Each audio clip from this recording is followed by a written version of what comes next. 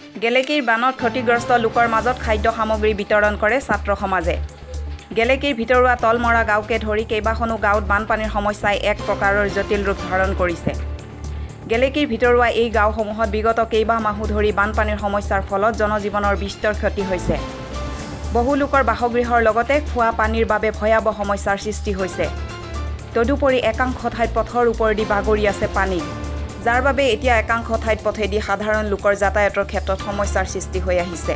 বিগত সময়ছোৱাত নাজিৰা মহকুমা প্ৰশাসনৰ তৰফৰ পৰা বান সাহায্য প্ৰদান কৰা হৈছিল যদিও এই বৰ্ষত তেনে কোনো সা সুবিধা নোপোৱাৰ অভিযোগ কৰিছে স্থানীয় বান আক্ৰান্তই। আজি এই ঠাইসমূহলৈ গৈ বানত আক্ৰান্ত কেইটামান পৰিয়ালক নিজৰ গাঁঠিৰ ধনেৰে কিছু খাদ্য সামগ্ৰী প্ৰদান কৰে গেলেকী আৰু নাজিৰা অঞ্চলৰ কেইজনমান মহাবিদ্যালয় আৰু বিশ্ববিদ্যালয় পৰ্যায়ত অধ্যয়ন কৰি থকা ছাত্ৰ ছাত্ৰীয়ে।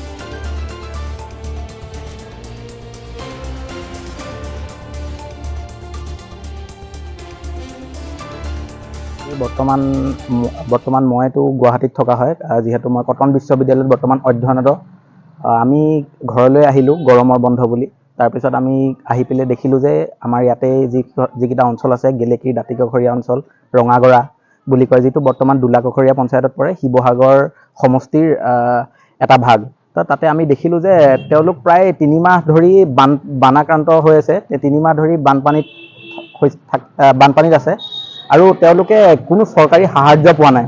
গতিকে আমি যিকেইজন মোৰ লগৰ 6-7জন বন্ধু আছিল, তেওঁলোকৰ লগত লগ লাগি আমি ন্যূনতম এটা নিজৰ পকেটৰ এটা খৰচা উলিয়াই তেওঁলোকক আজি সামান্য খাদ্য বস্তু দিবলৈ আমি আহিলোঁ। তেওঁলোকক খাদ্য বস্তু দিলোঁ, চাউল দাইল এনেকৈ কৰি। তাৰপাছত তেওঁলোকে খুব দুখ অনুভৱ কৰিছে। আজি তেওঁলোকক 3 মাহ ধৰি তেওঁলোক পানীৰ তলতে আছে, প্ৰায় একঁকাল পৰ্যন্ত পানী, আৰু চৰকাৰী কৰ্তৃপক্ষই আজিলৈকে কোনো বুজ লোৱা নাই বুলি তেওঁলোকে আমাক জনাইছে। তেওঁলোকে চৰকাৰৰ ফালৰ পৰা কোনো সাহায্য পোৱা নাই। তেওঁলোকে এইটো আমাক কৈছে যে বেলেগ যিবিলাক অঞ্চল আছে, ধৰি লওক এতিয়া দিচাংমুখৰ ফালে হওক, এনেকুৱাবিলাক যিবিলাক অঞ্চল আছে, সেইবিলাক মানুহে খুব মানে চৰকাৰৰ পৰা সাহায্য পাই আছে, দাইল চাউল যিয়ে হওক, কিন্তু এওঁলোকে একেবাৰেই পোৱা নাই। আৰু আমি যিকণ দিছোঁ খুব সামান্য, এইখিনিয়ে মানে তেওঁলোকৰ কাৰণে একোৱেই নহয়। গতিকে মই এতিয়া অনুৰোধ কৰিব বিচাৰোঁ, বা মোৰ লগত যিকেইজন ছাত্ৰ ছাত্ৰী আছিলে তেওঁলোকে অনুৰোধ কৰিব বিচাৰে যে আমাৰ যিসকল বিভাগীয় কৰ্তৃপক্ষ আছে, তেওঁলোকক আপোনালোকৰ এই সংবাদ মাধ্যমৰ যোগেদি আমি দৃষ্টিগোচৰ কৰিব বিচাৰিছোঁ যে যিটো এতিয়া সমস্যা, এতিয়া বাৰিষাৰ দিন হ'লে পানী হয়, সেইটো আমি মানি লৈছোঁ, কিন্তু বাৰিষা দিন যোৱাৰ পাছতো তেওঁলোকৰ ঘৰত পানী হৈ আছে, পানী কমাই নাই।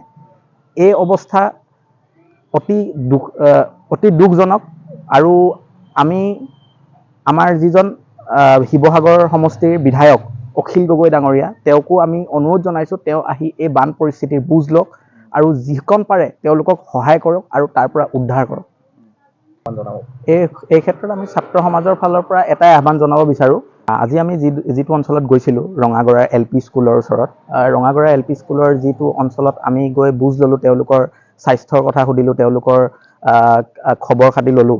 তেওঁলোকে আমাক জনায় যে তেওঁলোকৰ যিবিলাক ওচৰৰ কিছুমান মাটি, যি মাটিত দি মানে পানী গৈছিল, তেওঁলোকৰ কালভাৰ্ট কিছুমান আছিল, সেই কালভাৰ্টবিলাক কিছুমান মানে প্ৰায় তাৰে মানুহে মানে তেওঁ ঘৰৰ বাৰীয়েদি কিয় যাব দিম বুলি, বা পানীটো কিয় ওলাই যাব, বা তেওঁ নিজৰ ঘৰৰ ভেটিটো অলপ ওখ কৰিবৰ কাৰণে মাটি পেলাই ডাম্পাৰে মাটি পেলাই তেওঁলোকে এই কালভাৰ্টবিলাক বন্ধ কৰি দিলে। আৰু কালভাৰ্টবিলাক বন্ধ কৰি দিয়াৰ ফলত আজি এই পানী তেওঁলোকৰ ঘৰৰ পৰা ওলাই যাব পৰা নাই।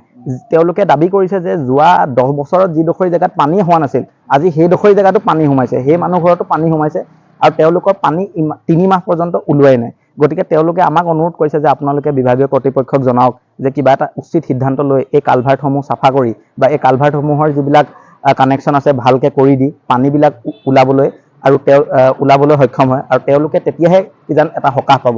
নহ'লে আমি এনেকুৱা দেখিছোঁ যে তেওঁলোকে প্ৰায় 12 মাহ পানীৰ তলত থাকে বুলি ক'লেও বেয়া নহয় প্ৰায়। আৰু ইয়াৰ ফলত কি হ'ব, পানী যেতিয়া জমা হয়, পানী জমা হোৱাৰ ফলত কি হ'ব, মহ বা বেলেগ ধৰণৰ বেমাৰ কিছুমান হ'ব, আৰু এই বেমাৰ কিছুমান হোৱাৰ ফলত গোটেই গাঁওখন ভুগিবলগীয়া হ'ব, আৰু গোটেই গাঁওখনৰ এনেকুৱা এটা পৰিস্থিতি হৈ পৰিব, তেওঁলোকৰ কোনো মানে তেওঁলোকে মানে কোনো শান্তি নোপোৱা হ'ব আৰু তেতিয়া। তো আমি এতিয়া অতি মানে এটা বিশ্বাস আমাৰ আছে, যিবিলাক চৰকাৰী বিভাগীয় কৰ্তৃপক্ষ আছে তেওঁলোকে খুব সোনকালে এই সমস্যাৰ বুজ ল'ব আহিব আৰু এটা উচিত সিদ্ধান্ত লৈ তেওঁলোকৰ সমস্যা সমাধান কৰি দিব বুলি আমি আশা ৰাখিছোঁ। গেলেকীৰ পৰা ৱাহিদ আলীৰ ৰিপৰ্ট E24 লাইভ ব্ৰেকিং